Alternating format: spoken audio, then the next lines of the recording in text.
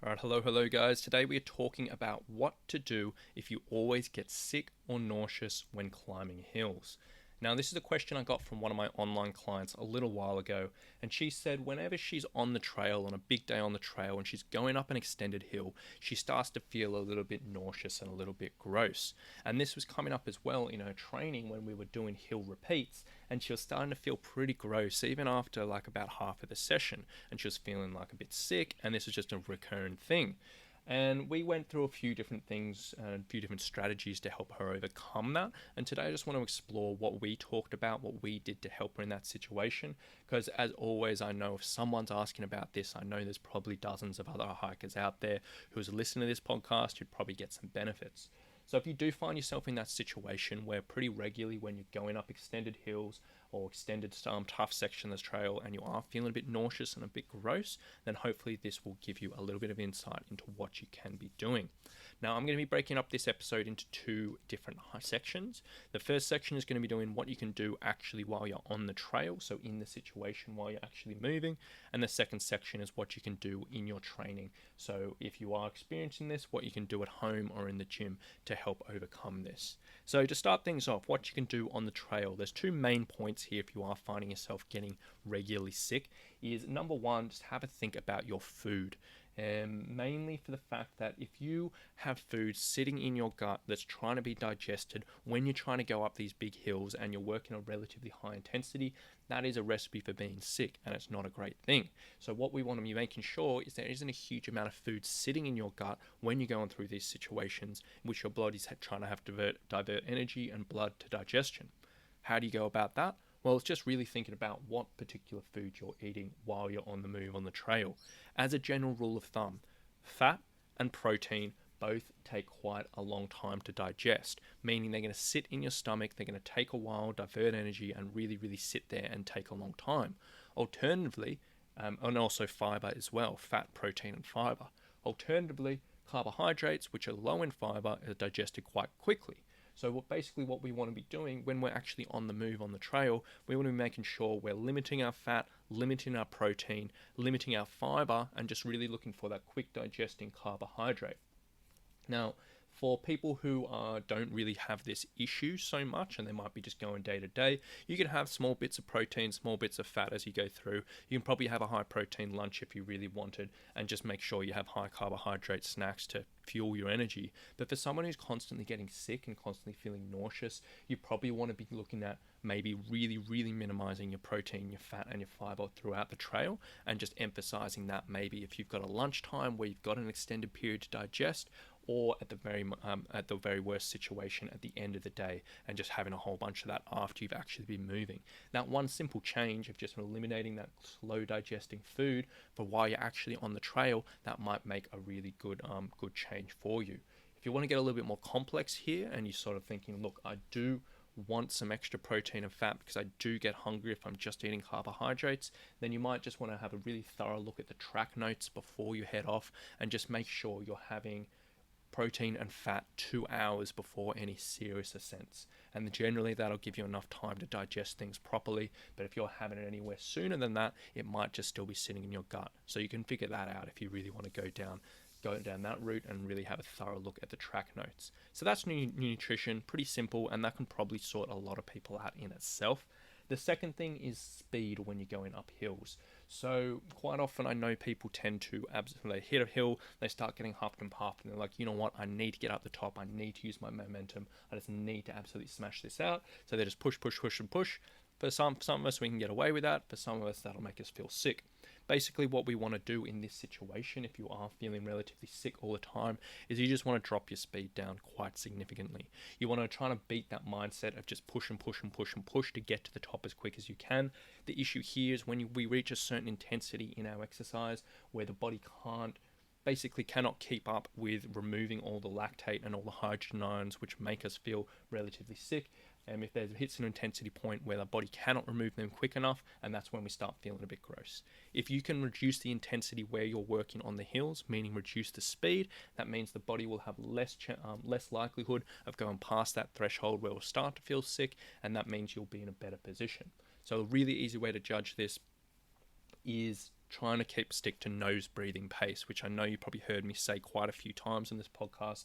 And it's basically, if you can keep your mouth shut and breathe through your nose throughout going up hills, that's going to be a good pace for you, meaning that's going to keep you at the level you want, that's going to reduce the likelihood of you feeling sick.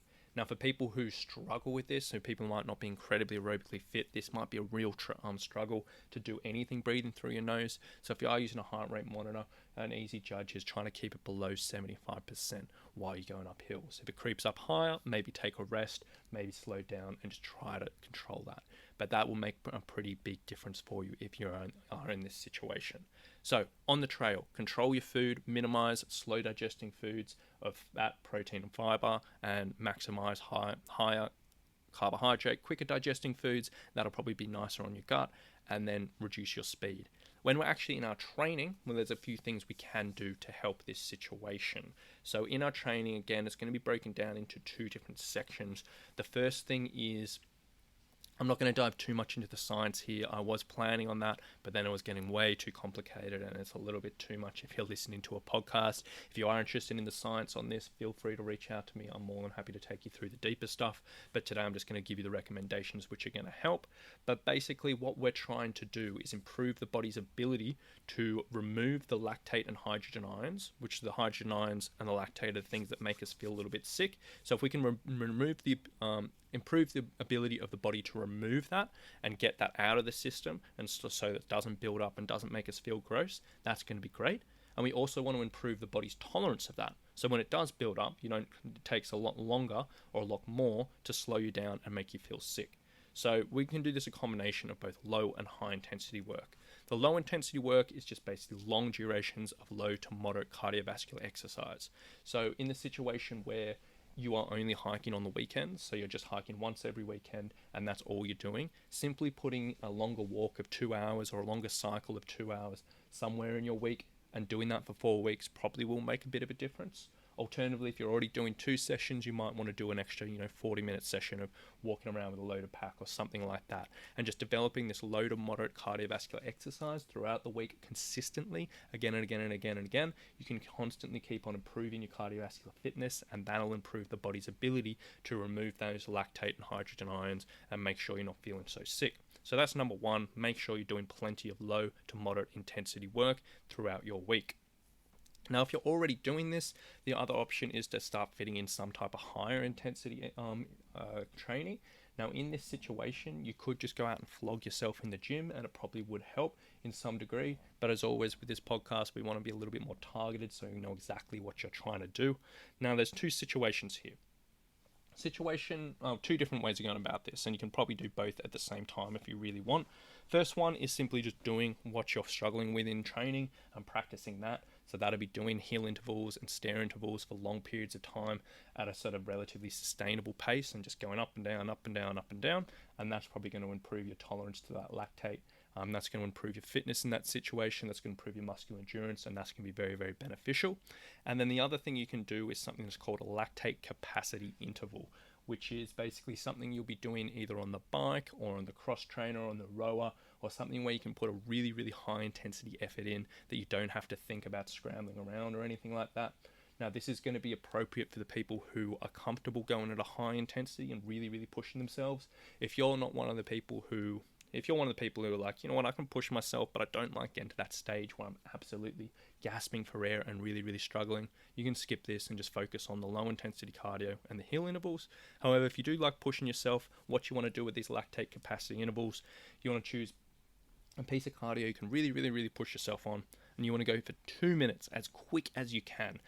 Really, really, really, really quick. So by the end of these 2 minutes, you are absolutely huffing and puffing, you're struggling, you're feeling a bit gross, and you're feeling a little bit nasty. 2 minutes of heavy work, and then 6 minutes of very, very easy work. So this might be walking around, this might be gently cycling, gently moving. 6 minutes, which is a very, very long period of time. And then you're going to repeat this maybe 4 or 5 times, but going super, super quick in those 2 minutes. The idea behind this is this very, very specifically works on something that's called lactate capacity. So the capacity of your body to work with that lactic energy system. Again, not getting too complicated, but that time period is very, very effective for this particular thing.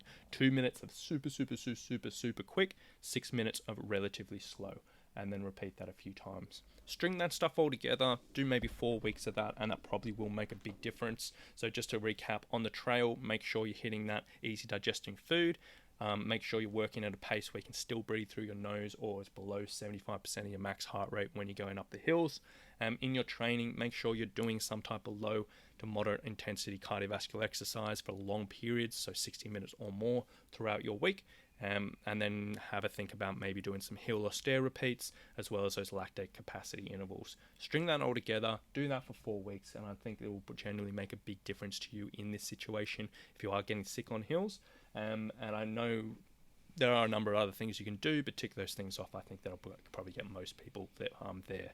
Now, there is a little bit of science behind all this stuff today, guys, and as I said, I'm not really covering it too much. So if you were interested in learning a little bit more about this, please do reach out to me at rowan@summitstrength.com.au. I'm always happy to discuss this stuff and make it a little bit easier to do in writing or by video to explain these more complicated subjects. But I hope you have enjoyed this episode today. If you have gotten a little bit of value out of this, as always, I would absolutely love if you can leave me a review and a rating on whatever podcast platform you're listening to. It really, really does go a long way to helping me reach more hikers and make a bigger impact with this podcast. So thank you so much for listening, and we'll talk to you soon. Bye.